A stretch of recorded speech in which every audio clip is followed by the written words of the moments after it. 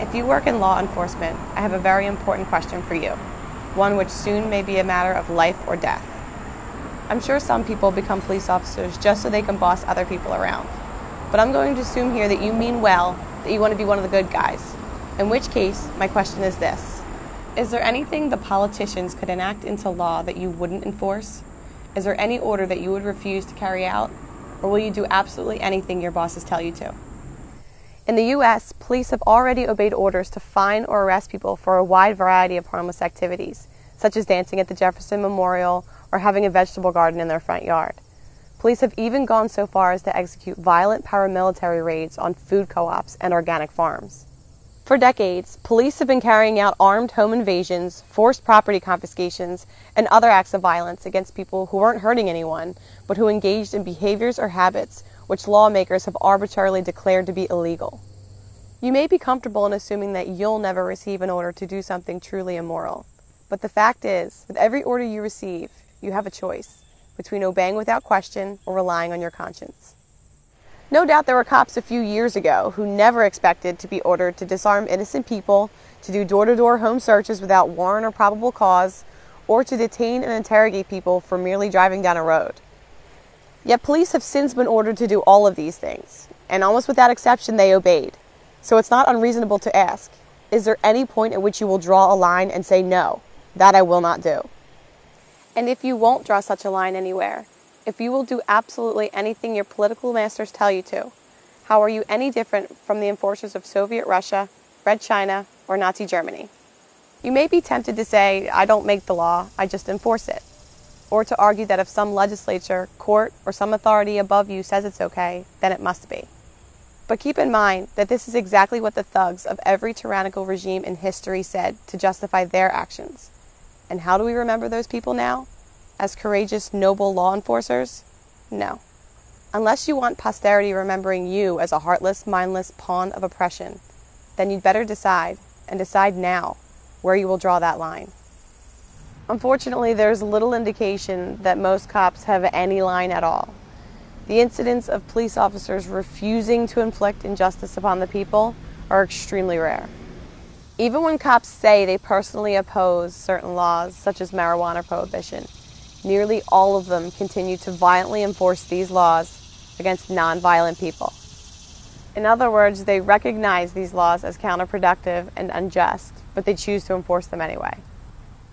For the most part, American cops seem completely incapable of disobeying immoral orders, and instead do what the enforcers of every other authoritarian empire have done, inflicting harm on innocent people whenever and however those in power tell them to, while accepting no personal responsibility for their actions.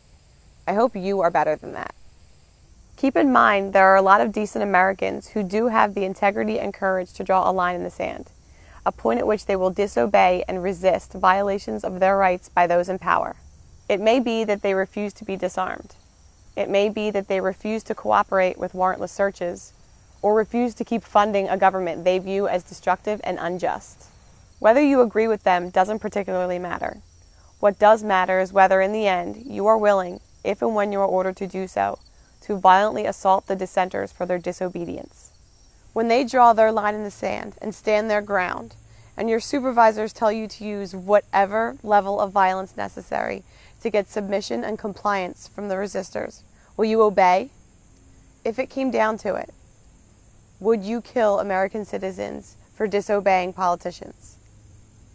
Now, if someone is actually harming someone else, of course you have the right to use whatever force necessary to stop the attacker and protect the innocent. But that would be the case even if you had no badge and no uniform.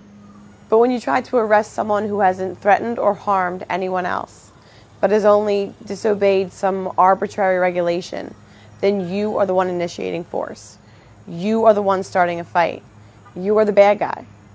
Now remember, the American Revolution was people forcibly resisting gun confiscation, warrantless searches, what they viewed as unfair taxation, and a number of other oppressions, all in the name of law, all carried out by law enforcers. If you had lived back then, would you have been among the rebel colonists, the ones who refused to be disarmed, refused to pay taxes, and resisted warrantless detainment and searches? Would you have sided with the signers of the Declaration of Independence, or would you have been among the redcoats, the law enforcers, assaulting, caging, or killing any colonists with the gall to disobey the king? And which side are you on today? Of course, the message you'll get from your superiors, the politicians, and your fellow officers is that it's not your place to decide which laws to enforce, and that as long as you faithfully follow orders, that you can't be held personally responsible for doing as you're told. But that is a lie, a horribly dangerous lie. At the Nuremberg trials, it was established that the excuse used by the Nazi law enforcers that they weren't to blame and shouldn't be punished because they were just doing as they were told did not relieve them of personal responsibility for their actions.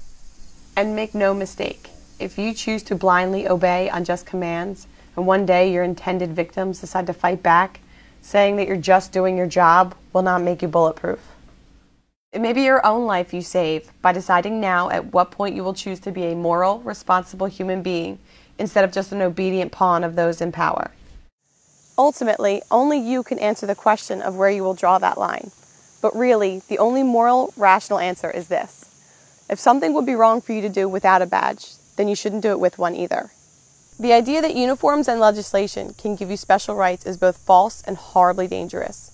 Nearly every large-scale injustice in history was committed by people who wrongly imagined that their position of authority made it okay for them to do things that other people have no right to do.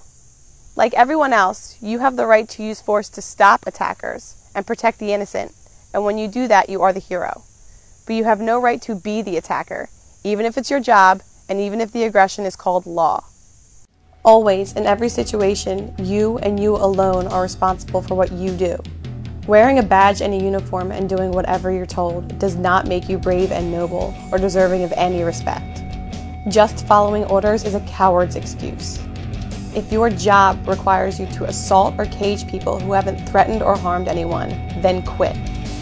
Being an actual protector, doing the right thing no matter what anyone else says, even if it means disobeying orders and breaking the law, that takes courage and integrity.